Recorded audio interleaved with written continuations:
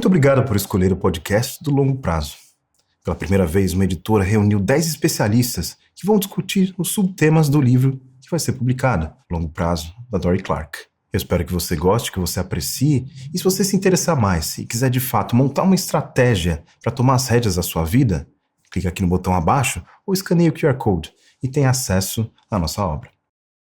Padre Ricardo, talvez as pessoas estranhem a presença do senhor nesse podcast. A gente entrevistou atletas, cientistas, investidores, pessoas que apostaram no longo prazo, mas que muitas vezes têm suas carreiras muito conectadas com o universo corporativo, com carreiras mais tradicionais, digamos assim. Talvez Padre seja a carreira mais tradicional de todas, mas isso é outro papo.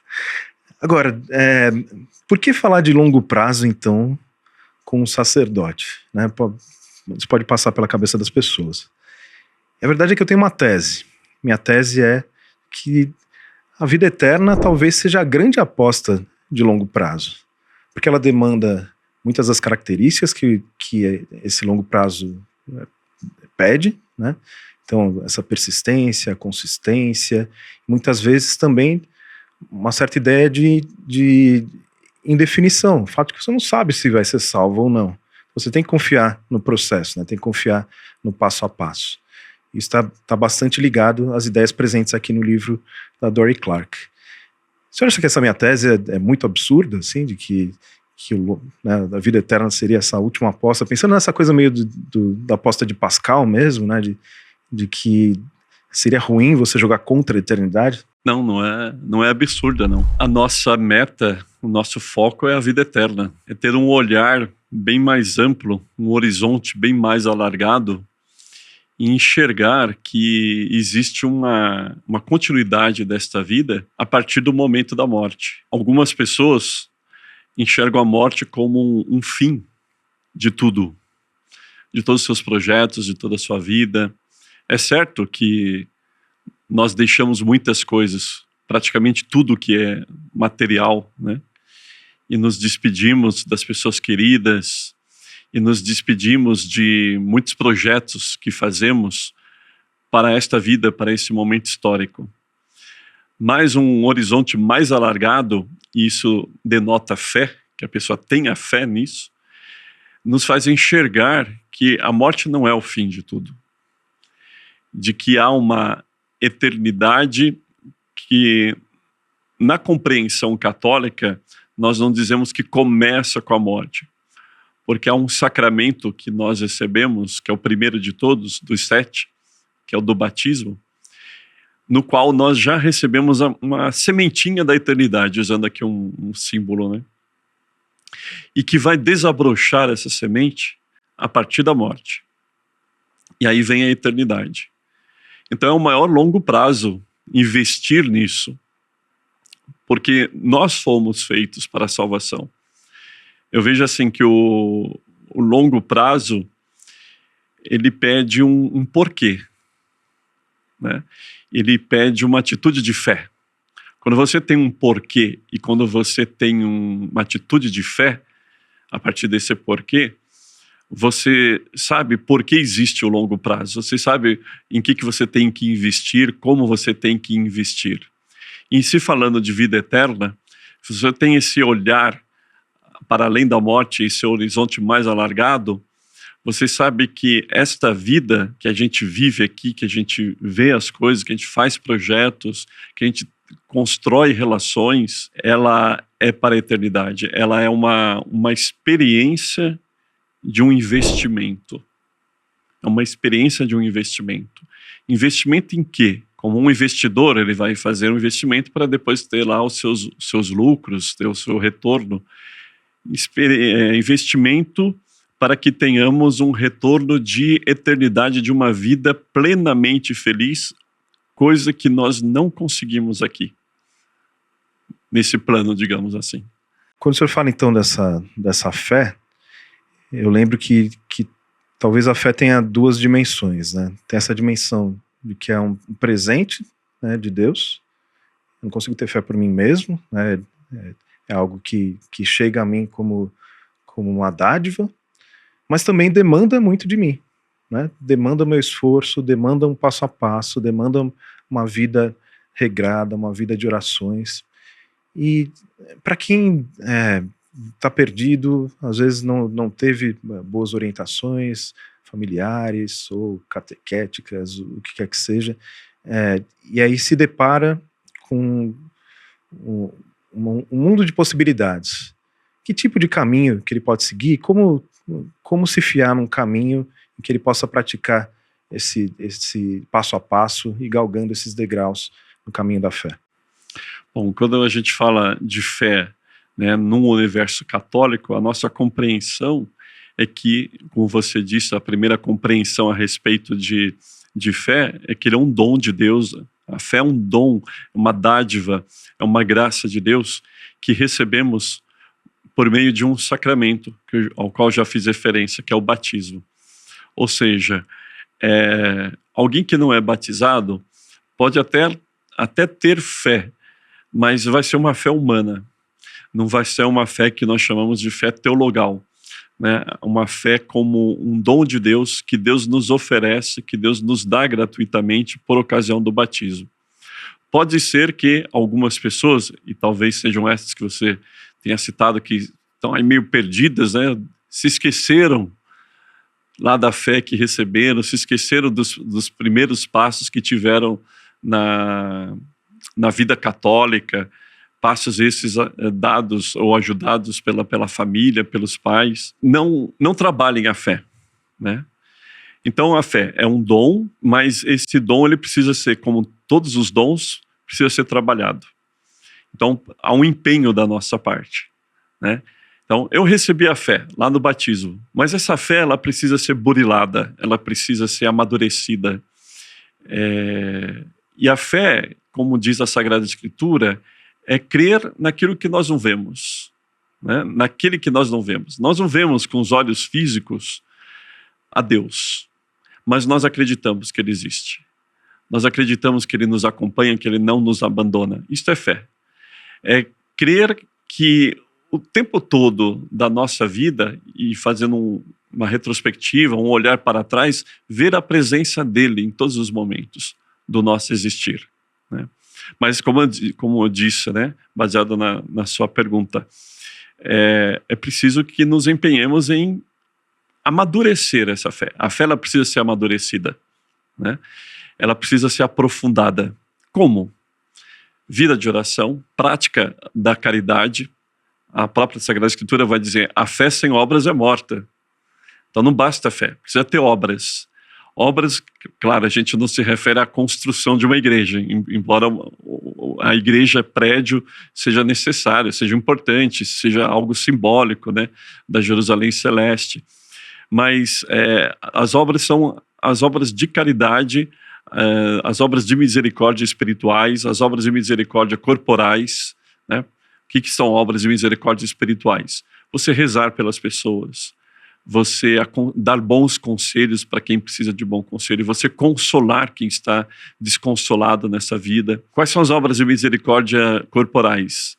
Você dar de comer a quem tem fome, dar de beber a quem tem sede. Dar de beber a quem tem sede pode ser diretamente um copo de água e oferecer à pessoa, mas também por meios de até investimentos você chegar a matar a sede de tantas pessoas. E são tantas as sedes que as pessoas que nós temos, né?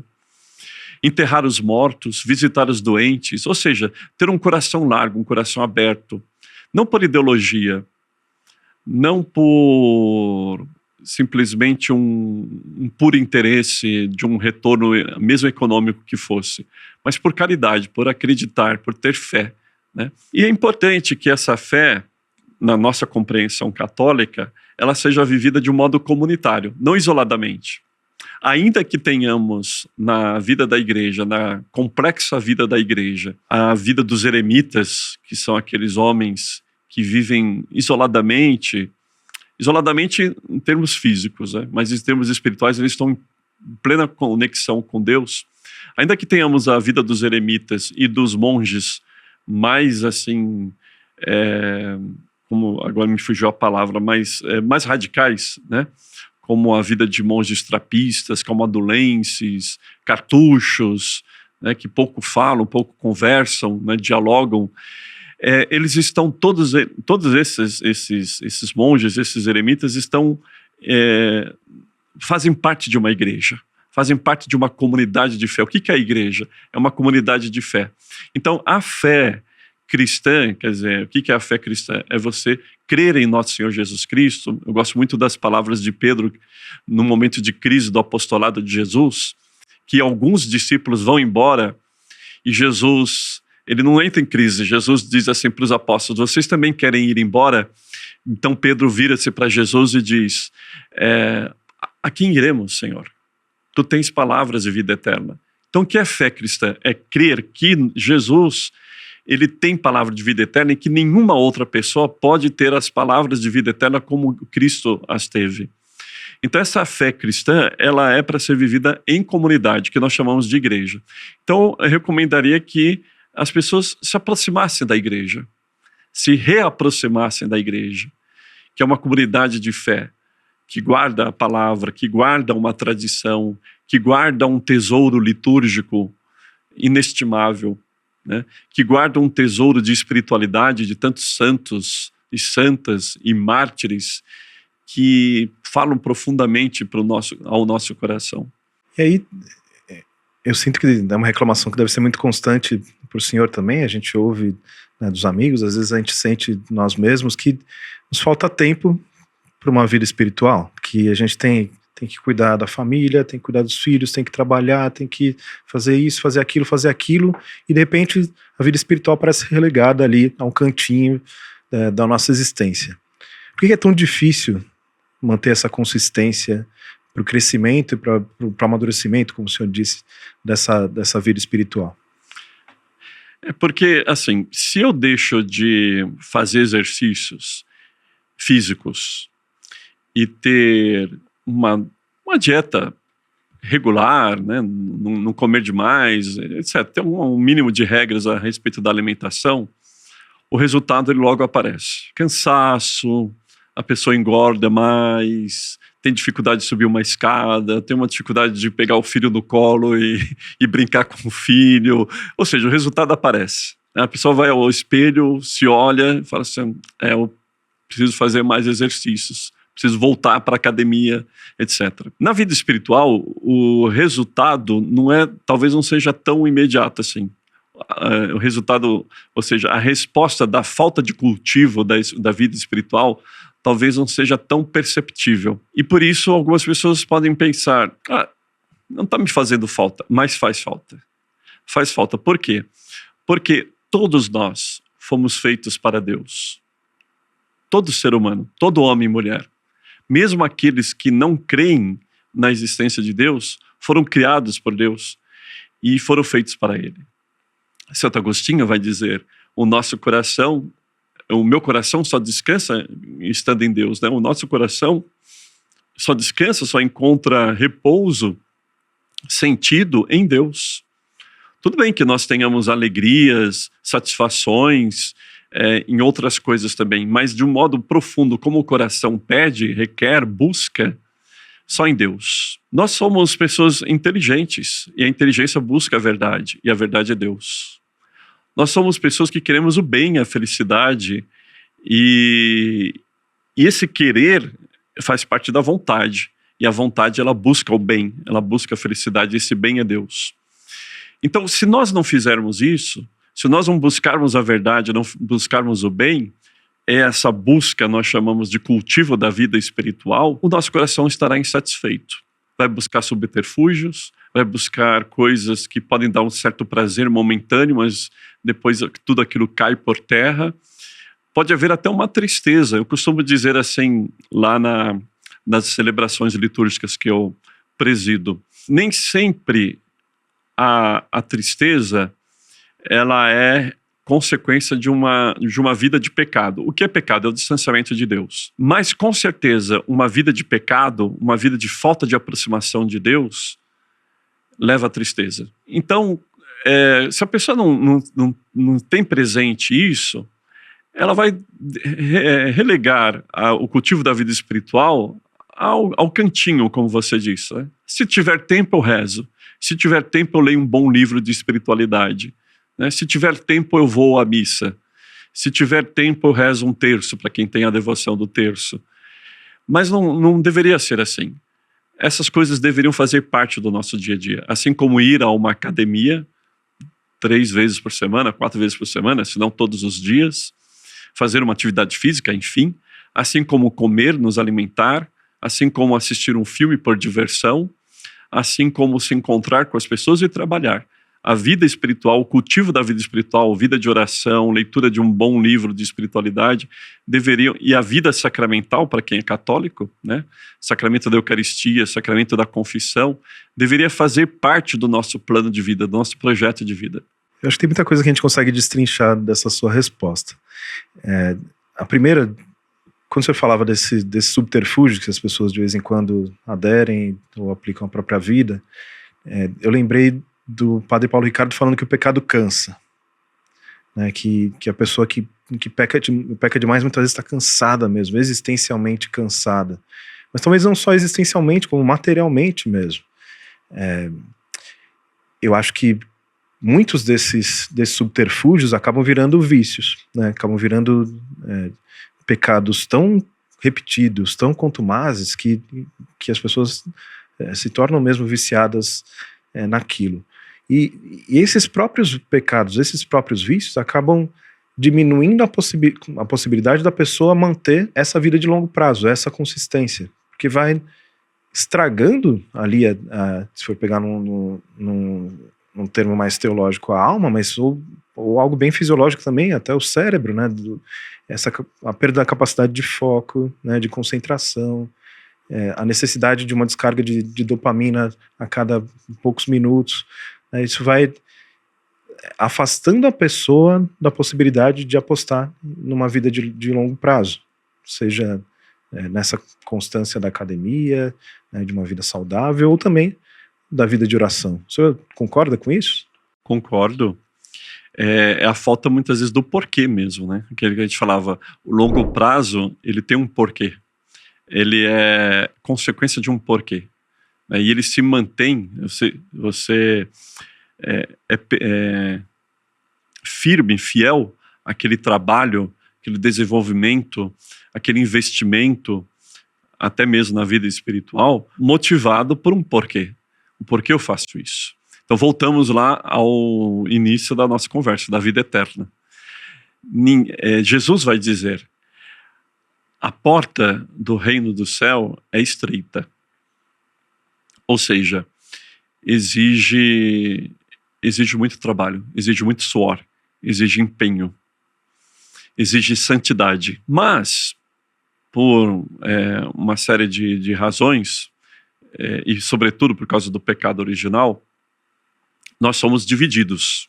São Paulo apóstolo, autor de vários textos bíblicos do Novo Testamento, numa das suas cartas, ele vai dizer assim, quantas vezes eu deixo de fazer o bem que quero fazer e acabo fazendo o mal que eu não queria fazer.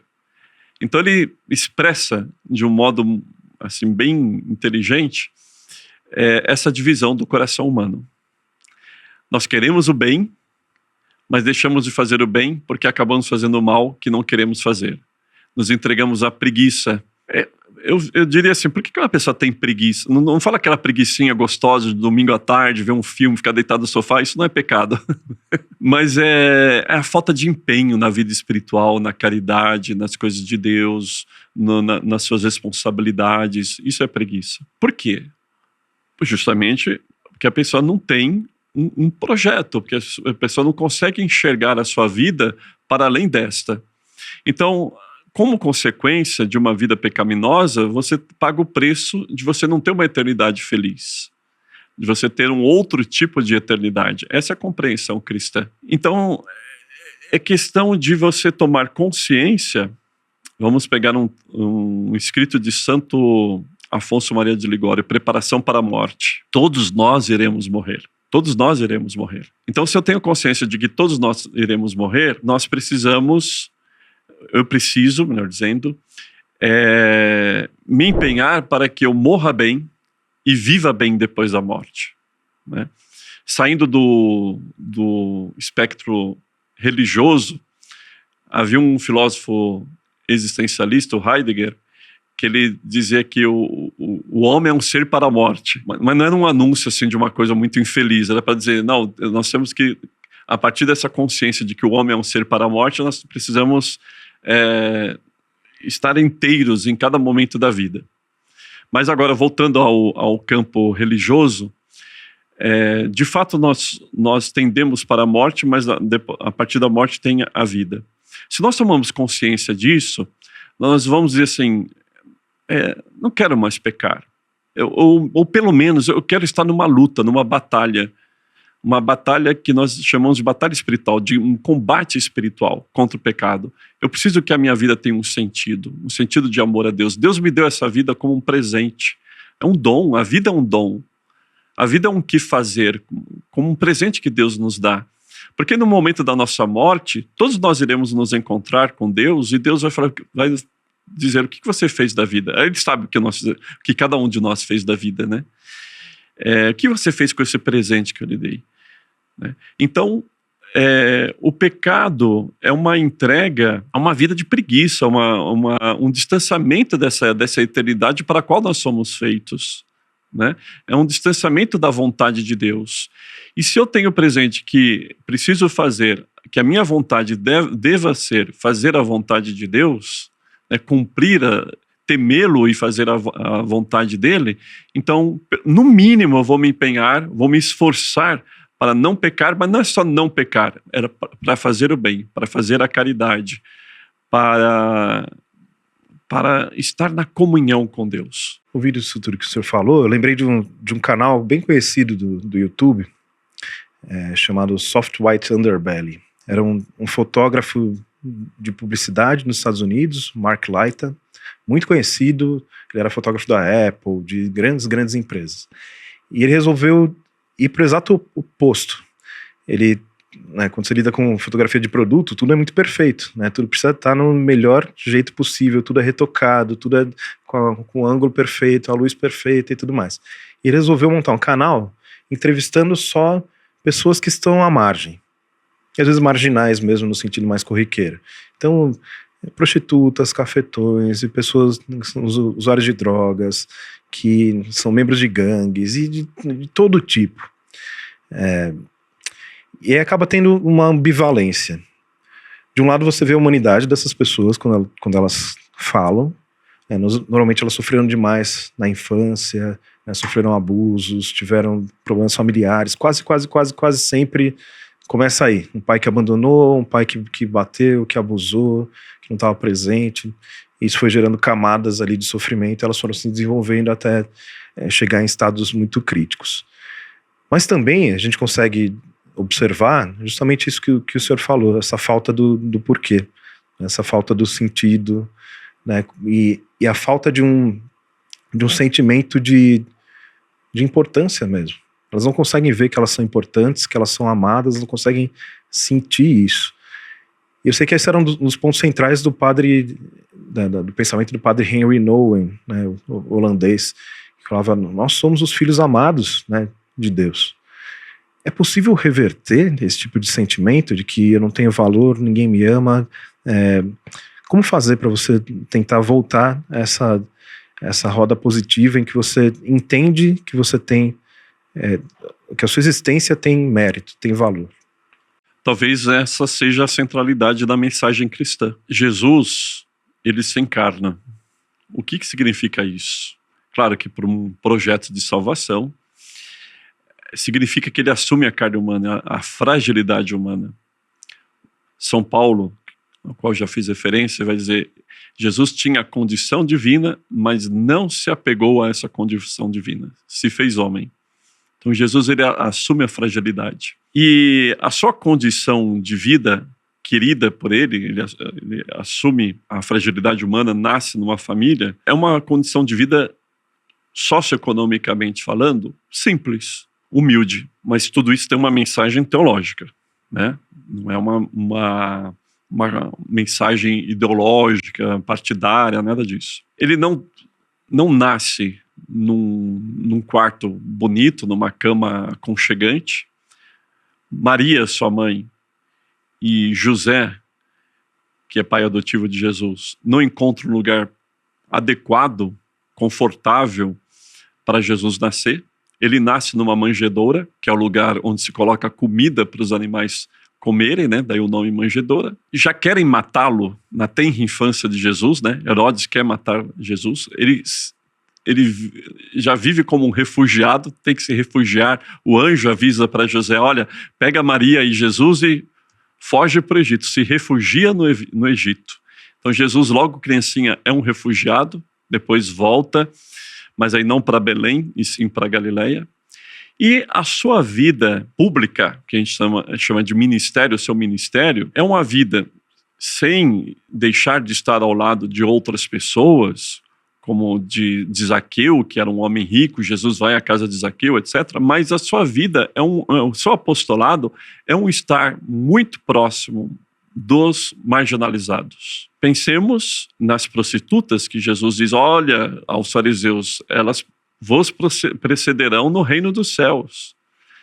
Pensemos nos coxos, aleijados, cegos, leprosos, que Jesus cura, e que não tem nenhum receio de se aproximar deles, dessas pessoas, e de ser considerado como um impuro. Talvez o cerne da mensagem cristã, além de ser uma mensagem de salvação, seja essa proximidade de Jesus com aqueles marginalizados, e que não são marginalizados só socialmente e economicamente falando, e religiosamente falando também lá no tempo de Jesus, mas são marginalizados de um sentido de vida. Nosso Senhor se aproxima deles, não para lhe dar um lugar ao sol, assim, digamos, ao sol da economia, da sociedade, mas se aproxima deles para dar um sentido, para dizer, você é querido por mim, leproso, você foi lembrado por Deus,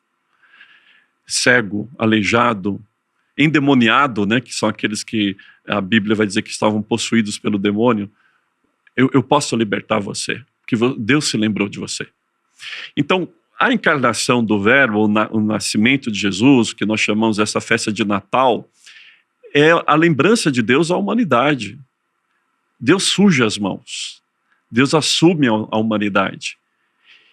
E Ele quer, para salvar a todos, e Ele quer salvar a todos dando um sentido de vida para todos, e a partir dos marginalizados. Então, é possível devolver a essas pessoas um sentido de vida? Sim, é possível.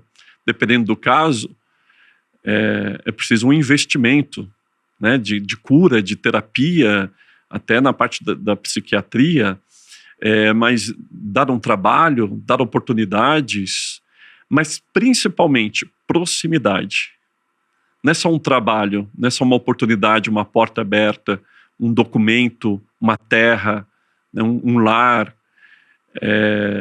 um tratamento médico, uma terapia psicológica ou psiquiátrica, mas é principalmente uma proximidade, como a proximidade de Jesus. Então, na verdade, é uma mensagem de esperança, né? De que essas pessoas, por mais...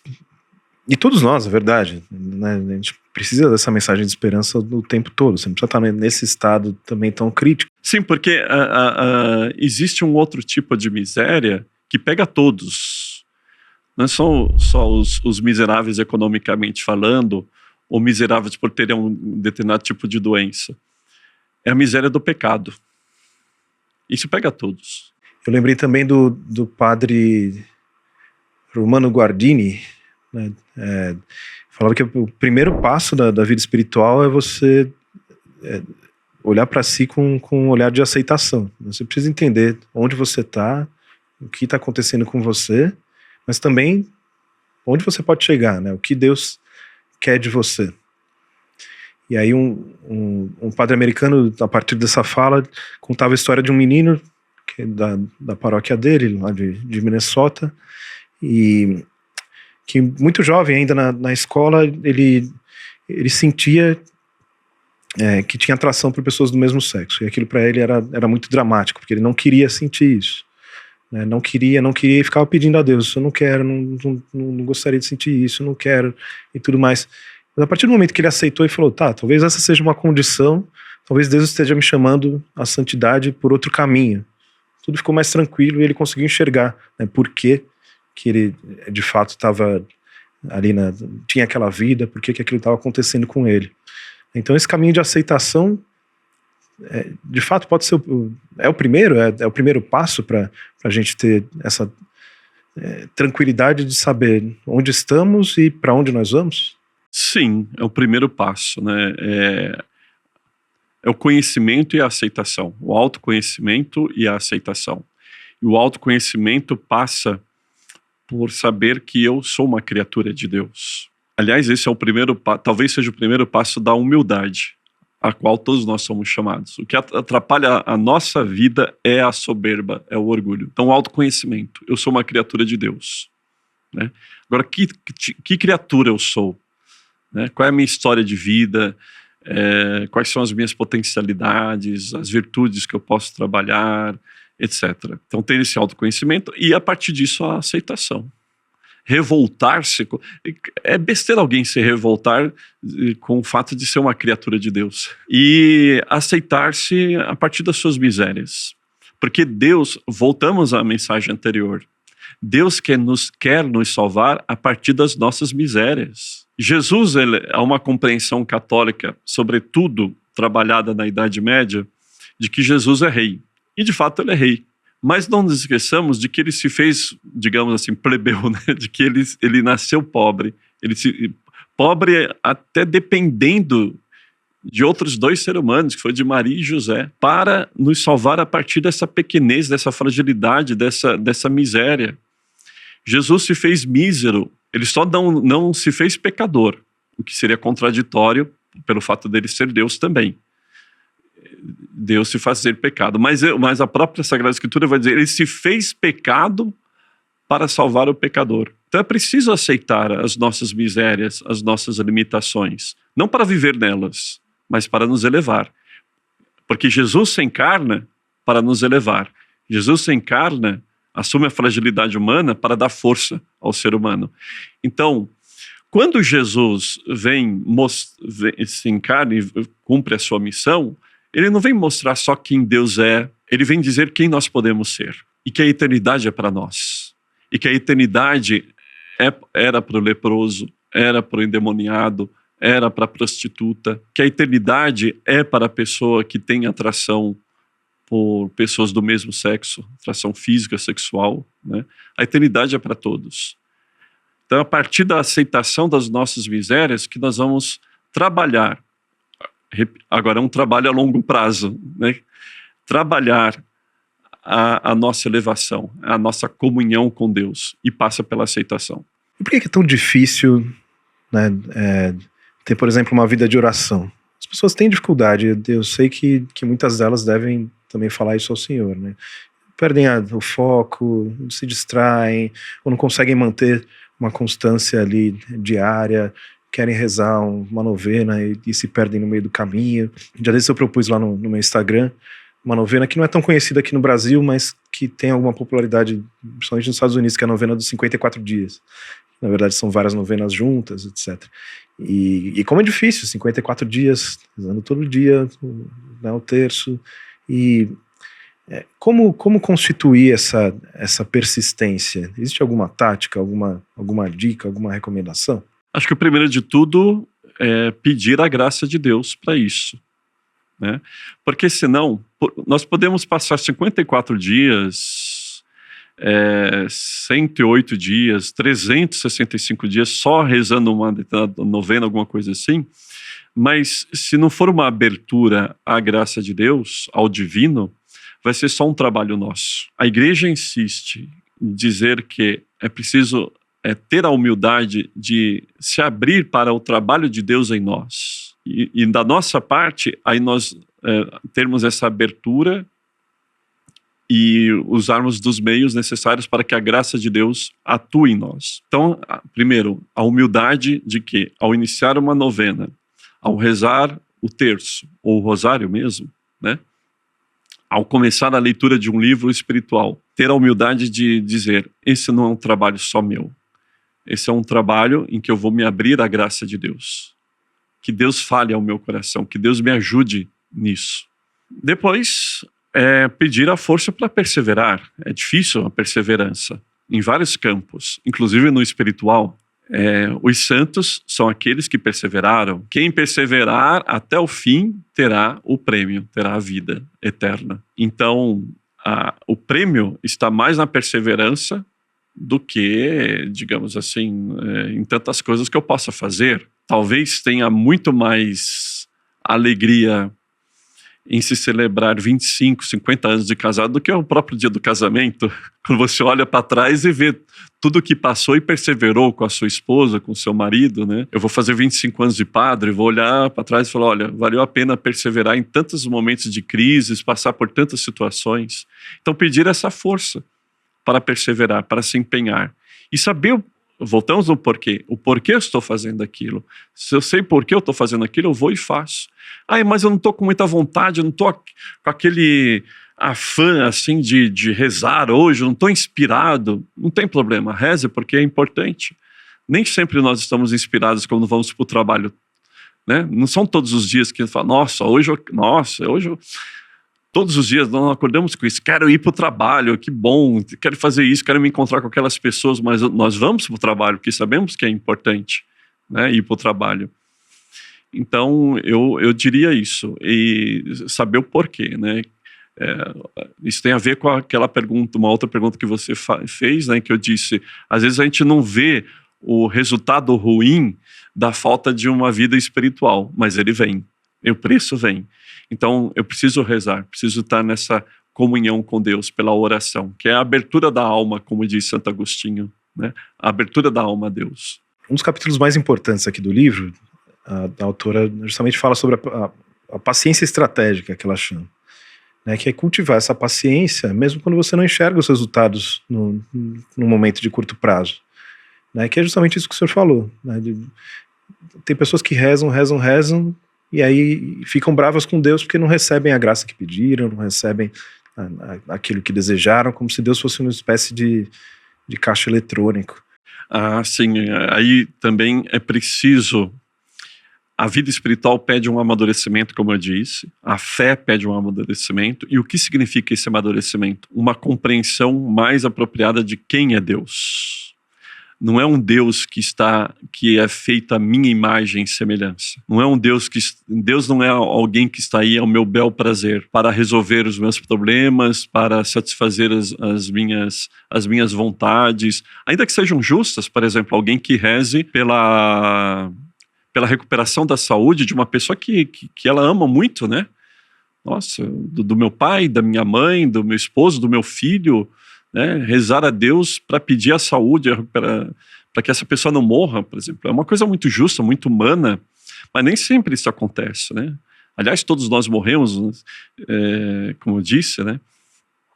Então, ter uma compreensão de que a oração, ela é uma conversa com Deus para que eu seja fortalecido na fé, para que eu esteja mais intimamente ligado a Deus e possa ter um outro olhar sobre a vida e uma outra maneira de lidar com os desafios e com as frustrações que a vida oferece. Então a oração não é para eu não ter frustrações na vida. A oração é a respiração da alma em que Deus me fortalece para eu saber lidar com essas frustrações. Os santos e santas, quem são os santos e santas? São aqueles que estão no céu, a igreja reconhece, estão no céu pela vida que tiveram.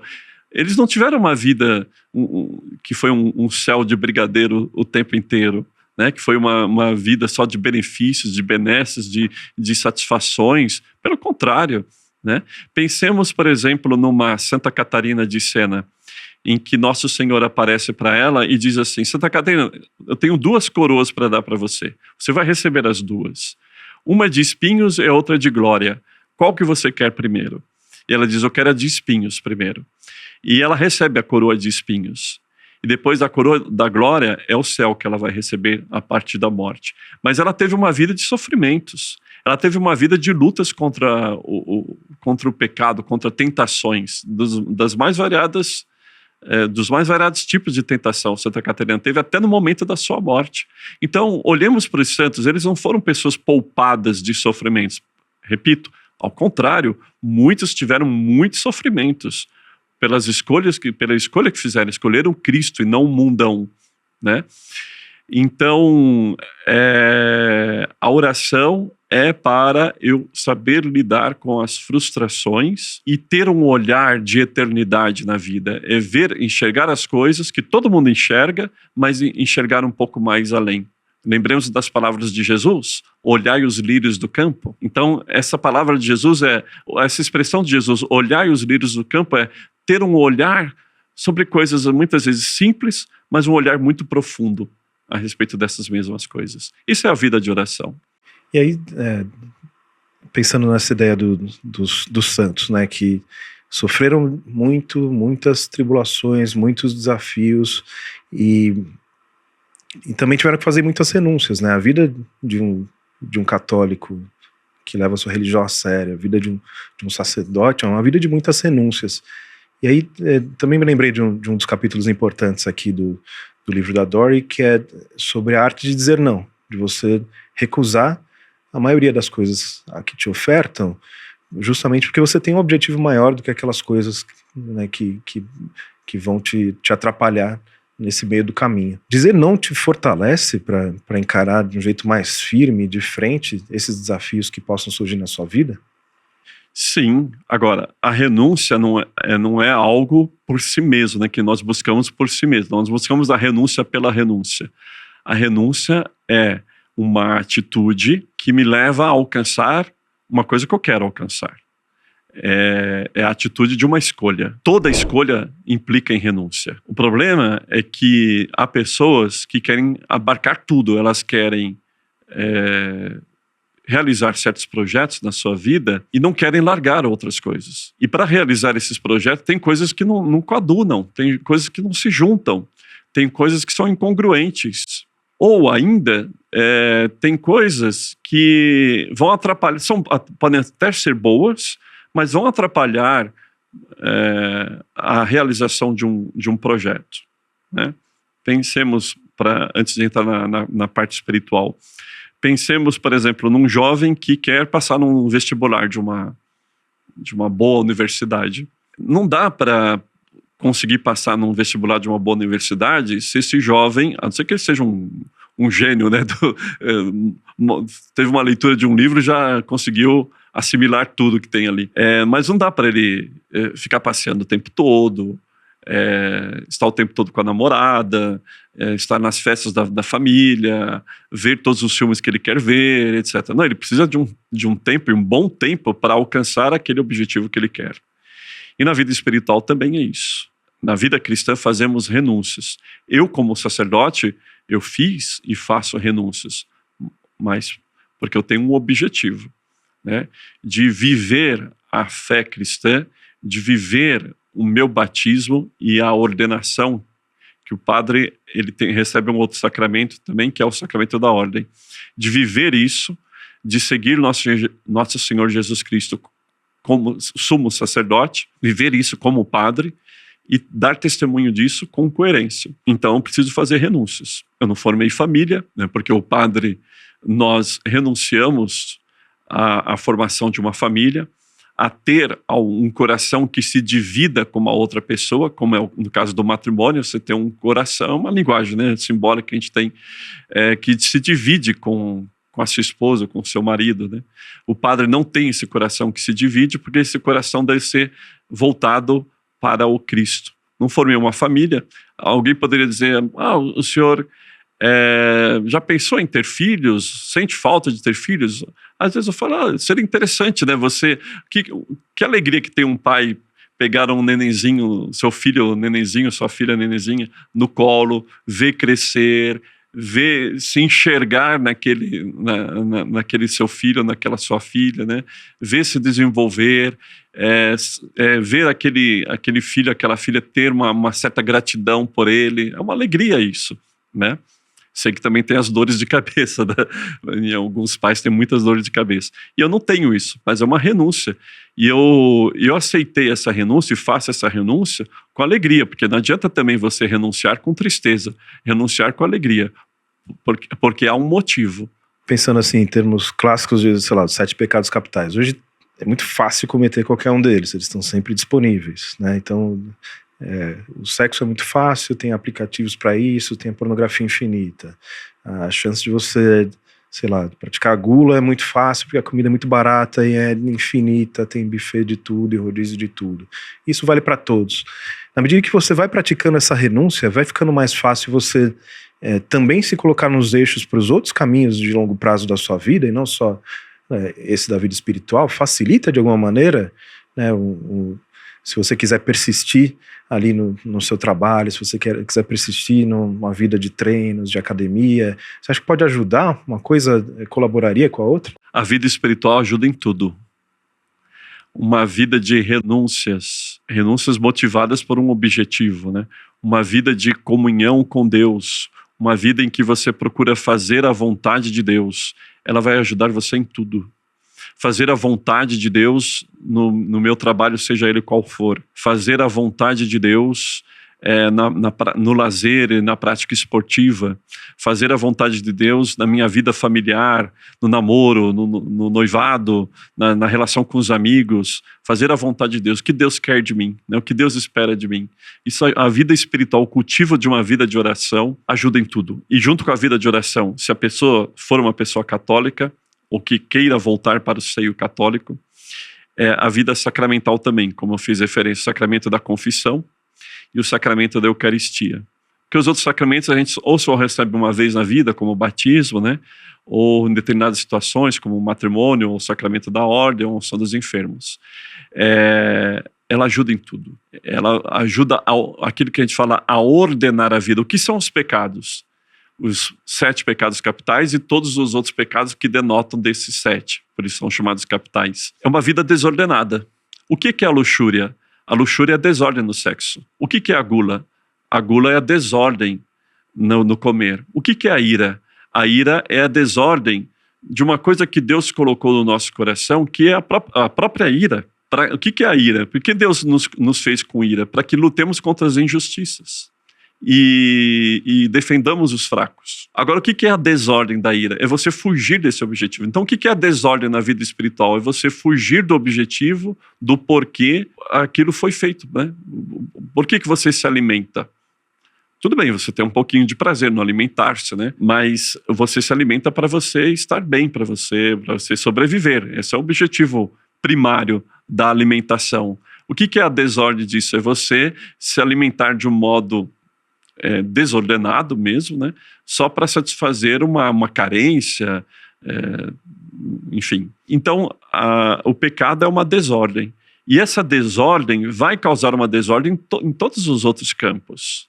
Quantos problemas existem com bons profissionais? Eles são bons profissionais naquilo, competentes, dominam a técnica, né, da comunicação, ou mesmo esportistas, mas por terem uma desordem em outro campo, aquilo acaba afetando a sua vida e acaba com a sua carreira. E aí eu queria finalizar aqui o nosso papo, que foi muito rico e muito, muito agradável, retomando algo que o senhor falou também, de que os santos talvez sejam essas pessoas que apostaram de fato no longo prazo e agiram com a persistência necessária, com essa paciência estratégica e etc. Agora, a igreja e Deus tem esse chamado para as pessoas. Eu queria que o senhor explicasse, para finalizar aqui nosso bate-papo. Ser santo é para todo mundo? É para todos os batizados, é chamado a essa comunhão plena com Deus e a viver no céu. Nós fomos feitos para o céu. Nós não fomos feitos para uma eternidade infeliz, que poderíamos chamar de inferno. Nós fomos feitos para Deus, para a comunhão com Ele. Há uma imagem da igreja que nós chamamos de igreja triunfante. Aqueles que triunfaram, aqueles que trabalharam nessa vida, né, a longo, ou ainda que tenha sido curto prazo, porque nós temos alguns santos que morreram como crianças, mas houve um empenho que que foi muito profundo. Eles alcançaram um triunfo, a glória, a coroa da vitória, porque se esforçaram para isso. E é para isso que nós somos chamados, para receber a coroa da vitória. E essa coroa da vitória exige, repito, empenho, renúncia, sacrifício, cruz. Não existe santidade sem cruz. Maravilha. Padre Ricardo, muito obrigado. Obrigado, Simão, pela oportunidade.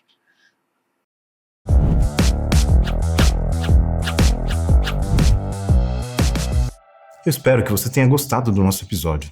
Se agora você compreendeu a importância do longo prazo e quer saber mais, se aprofundar e de fato montar uma estratégia para a sua vida, clica no botão abaixo ou escaneia o QR Code e você vai ter acesso à possibilidade de compra do livro Longo Prazo de Dorie Clark.